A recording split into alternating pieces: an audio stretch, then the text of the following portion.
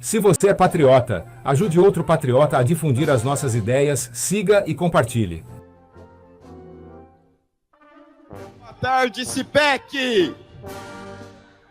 Boa tarde, gente. Vocês estão acordados? Muito bem, pessoal.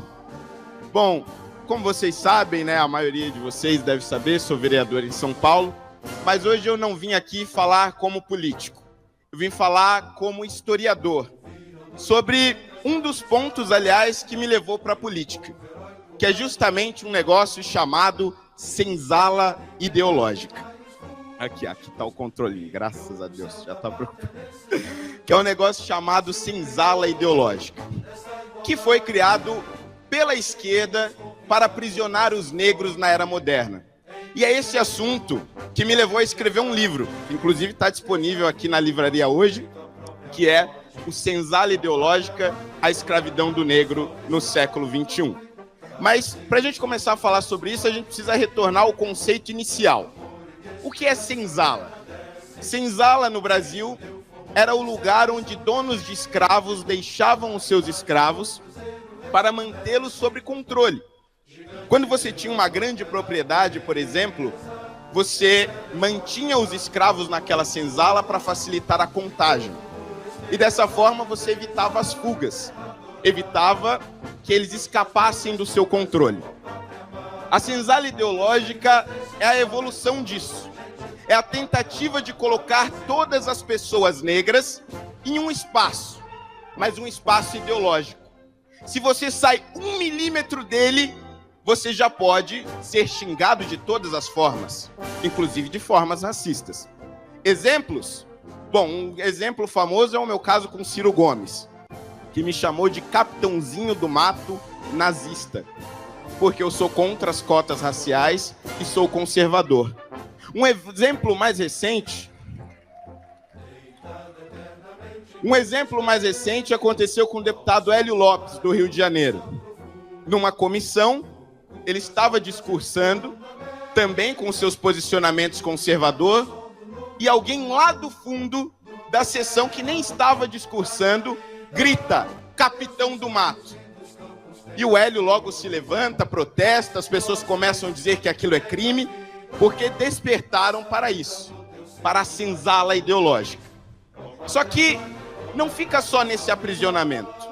Há uma releitura da história, e feita com base em mentiras. A mentira começa com a monarquia e a escravidão. Na escola, a maioria de vocês deve ter aprendido que Dom Pedro II e a princesa Isabel foram forçados a acabar com a escravidão. Mentira! Por diversas vezes, Dom Pedro disse que a escravidão era uma vergonha para a história do Brasil. Princesa Isabel chegou a financiar um quilombo. Para quem não se lembra, quilombo era justamente aqueles espaços onde os negros podiam viver livremente durante a escravidão. Princesa Isabel foi uma das financiadoras do Quilombo das Camélias ou Quilombo do Leblon, que era justamente conhecido por juntar e ser financiado por diversos abolicionistas e pessoas contra a escravidão. Mas vai além, porque eles também ocultam todas as figuras negras que, de alguma forma, vão contra os princípios da esquerda e que não ajudam no seu discurso. Uma dessas figuras, por exemplo, é André Rebouças. Um dos maiores, se não o maior engenheiro do Brasil, que construiu diversas obras públicas ao redor do nosso país. Ele era negro durante a escravidão, nasceu liberto, mas estudou a maior parte da vida por conta própria. Tudo que ele aprendeu, aprendeu sozinho. Fez grandes obras no Brasil durante a escravidão, mas não admitia escravos nas suas construções. Um exemplo de escritor também. E aí você pode me perguntar, mas por que a esquerda não fala de André Rebouças? Porque André Rebouças venceu pelos próprios méritos. André Rebouças não precisou de cotas. André Rebouças não defendeu uma revolução. André Rebouças era conservador, acreditava em Deus e defendia a família. André Rebouças representa a maioria dos negros do nosso país. E por representar a maioria desses negros, que nada tem a ver com a esquerda revolucionária e comunista, foi esquecido, deletado da história. No máximo, está no nome de algumas avenidas. Mas tem mais. José do Patrocínio, por ser negro, não conseguiu entrar na faculdade de medicina.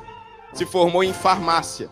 Depois foi escritor, jornalista e um dos principais defensores da abolição da escravidão do nosso país. Era próximo também da monarquia.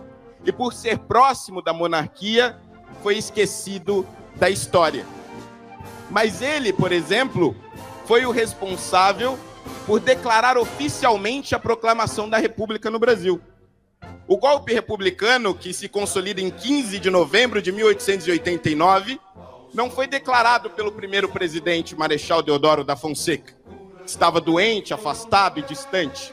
José do Patrocínio, nessa época, era vereador do Rio de Janeiro e leu o primeiro documento que transformou em ato jurídico e político a proclamação e, portanto, o início da nossa República. Apesar dele ser um defensor da monarquia, já não tinha salvação àquela altura. E mesmo tendo sido tão importante para o fim da escravidão e para a história do Brasil como um todo, foi esquecido, porque venceu pelos próprios méritos, acreditava em Deus, defendia a família. Luiz Gama. Luiz Gama libertou mais de 600 escravos na história do Brasil. Todos eles como advogado, mais conhecido como Rábula, porque era negro e não conseguiu entrar na Faculdade de Direito de São Francisco, da USP. Foi escorraçado, mas estudou direito por conta própria. Antes disso, foi vendido pelos pais, que não tinham dinheiro nem para comer, apesar de ter nascido liberto. Foi tratado como escravo a maior parte da vida, mas aprendeu a ler sozinho, aprendeu a escrever sozinho, aprendeu o direito sozinho, se transformou em advogado sozinho e sozinho libertou centenas de escravos. Mais um que lutou, que enfrentou muitas dificuldades, mas que venceu pelo próprio mérito.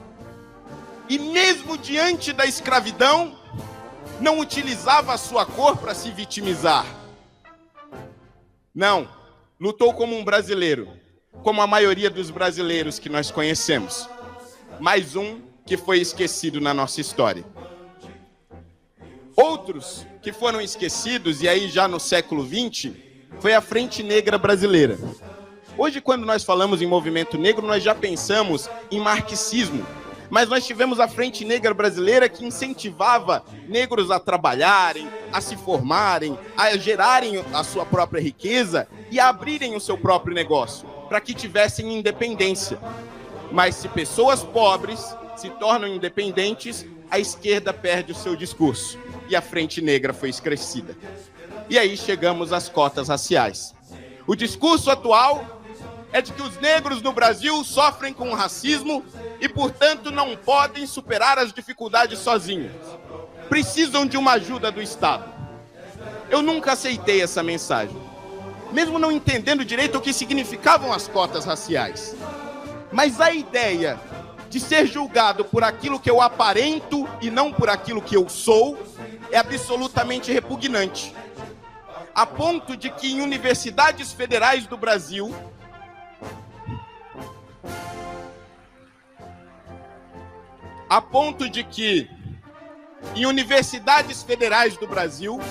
já se chegou a ter um edital defendido pela esquerda que dizia qual era o tamanho adequado do crânio de uma pessoa negra, qual era o tamanho adequado da espessura dos seus lábios e o tom da sua pele, para que pudessem assumir uma vaga na universidade. Isso sim é racismo, isso sim é o fascismo, isso sim é o nazismo, defendido por essas víboras dentro das universidades brasileiras. Não me submeti, não me submeto e não me submeterei. E assim como eu, muitos outros negros se levantaram contra isso e passaram a lutar por aquilo que realmente importa, que é a mudança na educação do nosso país. Negros não conseguem entrar na universidade, não porque são negros E não estou dizendo que o racismo não existe, ele existe, ele é um problema. Mas eles não conseguem entrar, assim como brancos pobres não conseguem entrar, por conta da educação do nosso país, que foi contaminada pelo Paulo Freire e que foi contaminada pelo marxismo. Enquanto não mudarmos a realidade da educação do nosso país, não adianta discursos vazios sobre inclusão social ou sobre cotas raciais, ou seja lá sobre o que for. A verdade é que o verdadeiro problema não pode ser vencido pela esquerda, porque foram eles que criaram esse problema. E aí vem a pergunta que o livro busca responder. Como vencer a senzala ideológica? Sabemos que ela está criada, está estabelecida, mas precisamos acabar com ela. E uma coisa é certa, o fim dela já começou. Na academia, começou com o saudoso professor Olavo de Carvalho, que abriu os olhos de milhares de alunos nesse país. E a ele, uma salva de palmas, por favor.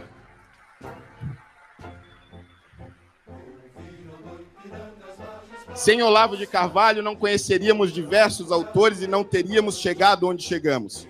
E na política, esse caminho foi aberto mais recentemente, pelo primeiro presidente na história do país que não viu cor de pele, que viu brasileiros, que não viu seres humanos segmentados por raças, viu seres humanos que mereciam respeito e serem tratados todos iguais perante a lei. Este presidente é que reavivou o nosso sentimento de orgulho do nosso país, orgulho da nossa bandeira e dos símbolos nacionais. E ele se chama Jair Messias Bolsonaro. Graças a essas duas figuras, eu pude despertar e me tornei uma figura pública, sem cotas. Hélio Lopes despertou, Sonaira Fernandes despertou, Sérgio Camargo despertou, Rafael Satier, Douglas Garcia e tantos outros exemplos de homens e mulheres negras, conservadores, defensores da família e tementes a Deus. Estes, sim, representam o verdadeiro espírito.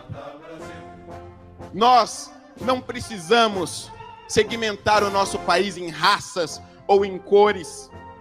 Precisamos resolver os nossos problemas e principalmente os problemas daqueles que mais sofrem. E precisamos ter orgulho de quem nós somos. Somos um país miscigenado, misturado, diverso. É isso que nos faz ser quem somos. E precisamos ter orgulho disso. É assim que venceremos a senzala ideológica. Meu melhor amigo, por exemplo, é o Lucas Pavanato. Será candidato a vereador em São Paulo e, se Deus quiser, há de me substituir. Que é branco. Eu não escolhi o Lucas para ser meu melhor amigo. Ele se transformou em meu melhor amigo. E não olhei a cor da pele dele, assim como ele não olhou a minha. Nós olhamos o caráter. Aquilo que um e o outro acreditava. E assim se gerou a confiança. Esse é o Brasil que eu realmente acredito. Esse é o Brasil que Jair Bolsonaro nos mostrou. E nesse Brasil é onde podemos enxergar um dos sonhos do Dr. Martin Luther King, que certa vez disse no seu discurso I have a dream. Eu sonho com o dia em que meus filhos e filhas não serão julgados pela cor dos seus olhos, mas pelo conteúdo do seu caráter. Obrigado. Quem que é o próximo?